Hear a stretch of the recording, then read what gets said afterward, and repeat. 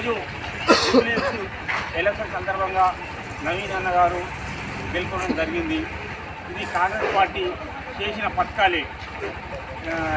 మన 42వ BC reservation కానీ ఇప్పుడు వీళ్ళు మన నియోజకవర్గం నుంచి పోయి బీసీ బిడ్డకు వ్యతిరేకంగా ప్రచారం చేసిన ఇలా ఏమీ పుస్తకాలు ఉడకలే.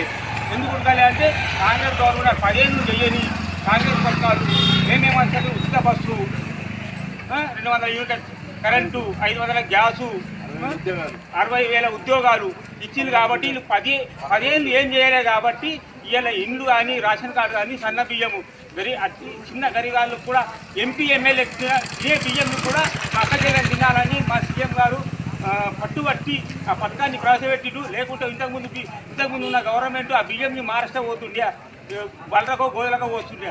అసలు ఇప్పుడు ఏమైంది, సన్న బియ్యం అందరు తింటున్నారు. కాబట్టి మా పథకాలని ఉద్దేశించే జూబ్లీహిల్స్ ప్రజలకు మేము రుణపడి ఉంటాం. కాంగ్రెస్ పార్టీ వాళ్ళకు జూబ్లీహిల్స్ నియోజకవర్గంకు అండగా ఉంటుందని తెలుపుతూ జై కాంగ్రెస్, జై కాంగ్రెస్.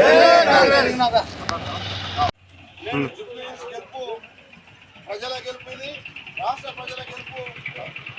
ప్రజలు స్వచ్ఛందంగా కాంగ్రెస్ పార్టీ ముందుకు వచ్చి అత్యధిక ఓట్లు వేయడం జరిగింది.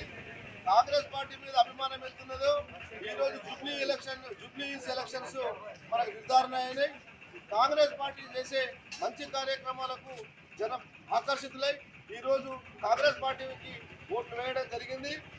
కాంగ్రెస్ పార్టీ ఒక బీసీ బిడ్డని జూబ్లీహిల్స్ లో నిలబెడితే, యాదవ బిడ్డని అక్కడ జూబ్లీహిల్స్ లో నిలబెడితే, ఇదే టీఆర్ఎస్ పార్టీ మాగడ్డి సునీత అని వాళ్ళు ఆంధ్ర వాళ్ళకు టికెట్ ఇచ్చి ఇక్కడ తెలంగాణ ద్రోహులుగా వాళ్ళు పనిచేసారు.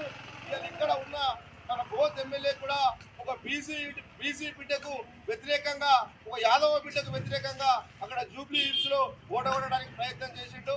కావున భీంపూర్ మండల ప్రజలంతా రేపు కన్ను తెరిచి ఒక బీసీ వ్యక్తిని ద్రోహం చేయడానికి పాటుపడ్డ మన ఎమ్మెల్యే గారికి వచ్చే రోజులలో భీంపూర్ ప్రజలు గుణపాఠం చెప్తారని నేను తెలియజేస్తున్నా.